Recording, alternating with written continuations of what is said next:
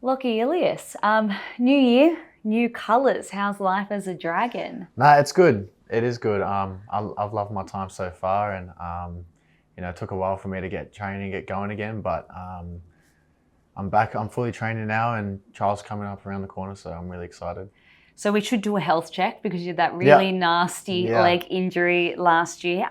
How has that recovered? You said you're back fully training. So when did you get back into it? Well, when I probably only got back into it just before Christmas. So it's been about a couple months now, full training. But yeah, it was a long journey. A lot of pain and a long journey, long process. How long were you out for?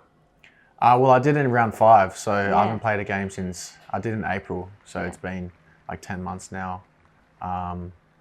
So yeah, it's been a while, and the trials coming up, it'll be pretty much 11 months since I played my last footy game. Yeah. Are you going to play the first trial? Is Yep. that the plan? Yeah, I think so. Yeah. Wow. So is that the most serious injury you've ever had? Like Yeah. a 10-month, 11-month injury? Yeah. Easily. I'm not really, touch wood, Yep. one to get injuries.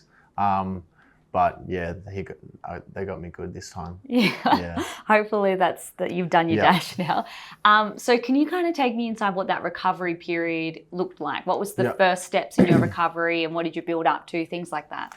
Well, I was pretty bedridden first of all, I woke up from my surgery real sore. My leg was like pink and ballooned. And so I was in hospital for 5 extra days because of how swollen my leg was.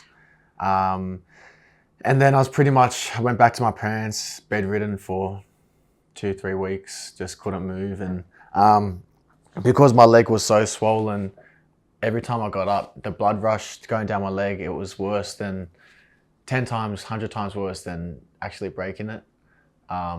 Really? Yeah, it got to a point where it's like, I don't know if I can do this. Like, I can't see myself getting better, but Wow. just getting through those first initial weeks, and then I'll sweet after that. That's unbelievable that the actual recovery was worse than Yeah. the break, because like I was actually at the game when you broke your leg, and Yeah. I heard it, and Yeah. it was a really confronting thing. So I can't even imagine what would have been going through your head when this recovery period was taking so long for you to Yeah. actually see progress. Yeah, it was tough. It was just like the simple things, just like getting up to go to the toilet or getting up to go eat dinner or something. Like all the blood, because I'm elevated and bedridden, all the blood going down my leg, it was just throbbing. I don't know, I hope no one goes through that pain. So Wow. yeah. So you just mentioned like when you were in the thick of it and you were genuinely concerned about whether it was going to get better. Yeah. What was actually going through your mind then? One time I did say to my parents that it'd be better off if I just chopped my leg off. Because then I just wouldn't go through that pain. But it was the first 2 weeks that was tough, and then after that, I still get the blood rushes, but they were less and less. More, I could tolerate them more, and then they finally went away after 3 or 4 weeks. But that first initial phase was pretty hard, to be honest. So what do you start, like, how do you think about getting back on the field, and are you scared? Nah, not anymore. Nah, it was. But were you scared at the time whether you'd be able to get back? Yeah, You can't even... I think everyone was sort of going through injuries. You sort of go through a bit. It's like you just can't see yourself getting back to, the way you used to be. But no, feeling the way I am now, I almost feel better than what I was before. So it's just about staying in it and trusting the physios and trusting everyone around you, because they know what they're doing. I don't know what I'm talking about, but they know what they're doing. So I feel great now. So it was all worth it. So how long did it take for you to be able to kind of get into some movement again? Not necessarily running, but just walking normally? Well, I was in crutches for about 7 to 9 weeks. So that was probably the longest journey, like the longest part. That was like straight after surgery, 7 to 9 weeks. And then walking was a big milestone. That was pretty scary. Just not having any weight on my leg. And how long did it take for you to be able to walk without crutches? It was like the 9-week mark was actually 9 weeks was 2 crutches, and then it was like moved to 1 crutch for like 3 or 4 weeks, and then the physio at training told me at South told me to take my first steps, and I was shitting myself. She was like, "You can do it." Like, sort of like pushed me a little bit, like, and I took like 2 steps, and I was like, "That's enough." Like, I'm too scared right now. So, yeah, it was a lot of probably more on the mental side, like, and knowing that the leg's fine, getting X-rays, and knowing that the bone's strong.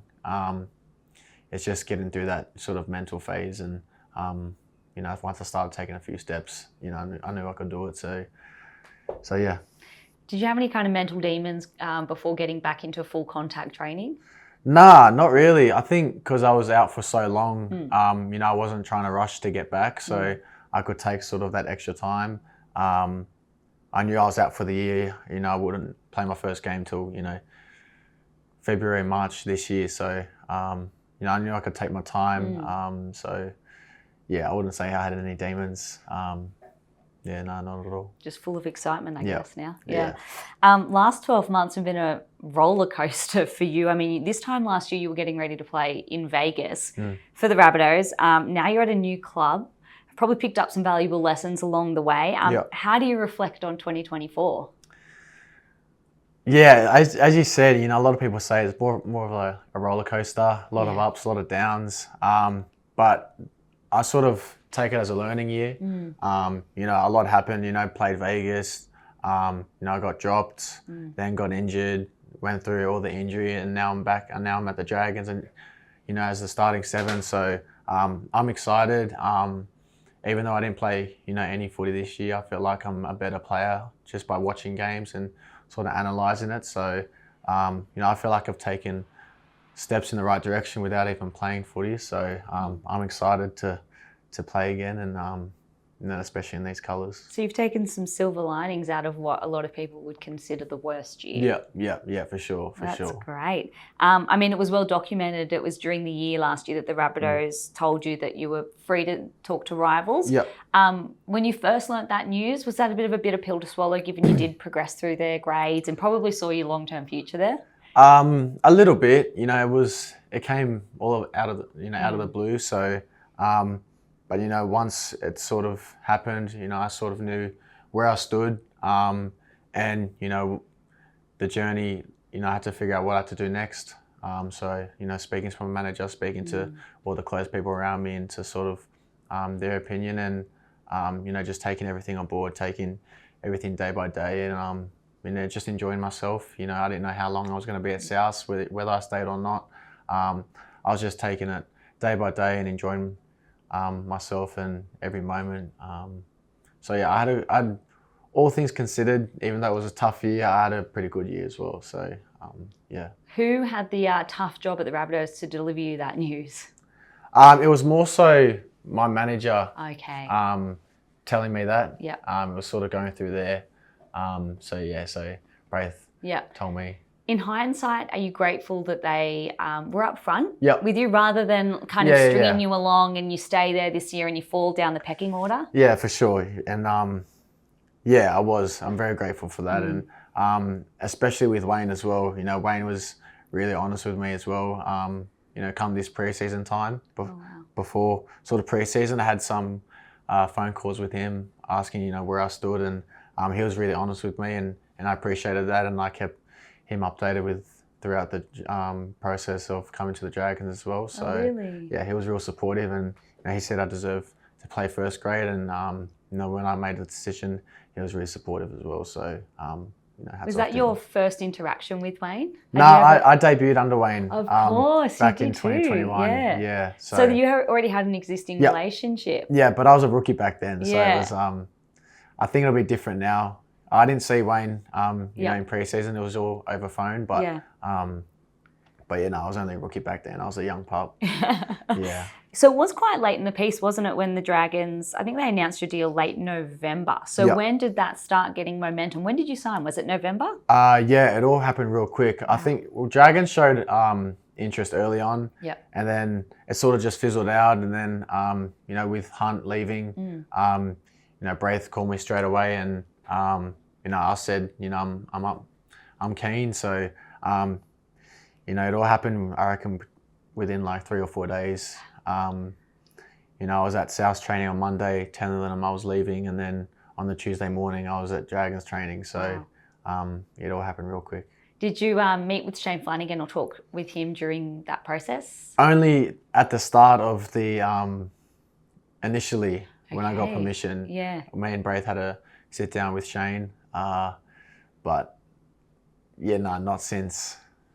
Not in the November, October, when it all actually happened. So, what was your first impression of him when you first got to sit and talk with him? Yeah, well, I already had a lot of people telling me how good of a coach he was, and he's a really good person as well. And I've sort of reflected, and he's exceeded expectations of that. He's got a really good relationship with all the boys, and I think he's a great coach as well, even though he hasn't coached a game yet of mine. But I really like how he carries himself, and as I said, the relationship he has with the boys, and all the boys really respect him. So I think that's what you want out of a coach. Seems like a straight shooter. Is that fair to say? Yeah. Like, he knows how to have fun, but when he's serious, everyone really, everyone's locked in what he has to say. So I think that's how a coach should work, to be honest. Must be nice as well having former teammate Damien Cook over at the Dragons with you as well. Yeah, he was chewing my ear off trying to get me to Dragons. Oh, really? Yeah, he was calling me every day. I was like, Cookie, mate, I know as much as you.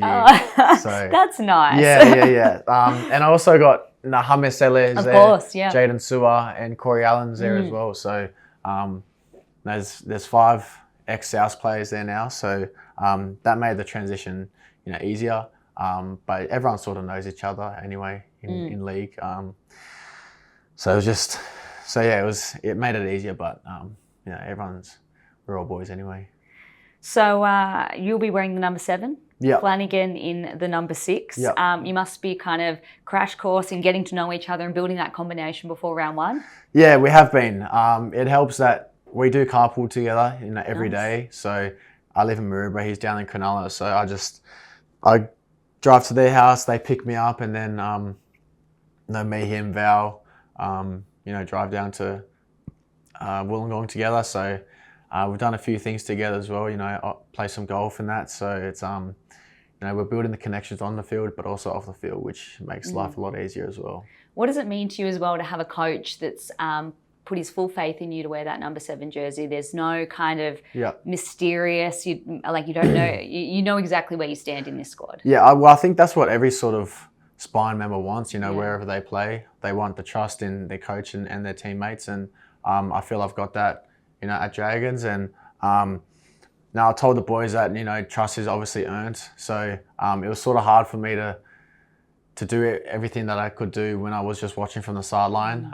So I reckon I think I've really taken a step forward the last couple of weeks in sort of taking control, and me and Kyle sort of taking control of the team. So I'm really excited, and I know this team can do a lot this year, and I'm excited to be part of it. It's a good point you make, because it's one thing to kind of be a new person at a club, but it's another thing to be the new person and the halfback and a young halfback as well. So how do you go in terms of demanding the ears of your teammates and the respect, like you said? Yeah, well, I think it's all about building the relationships, building that trust, as I said.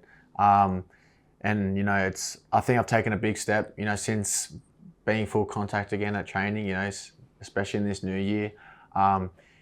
It's, as I said, it was sort of hard to sort of make my mark from the sideline, but I think I've taken a big step, and I'm really excited.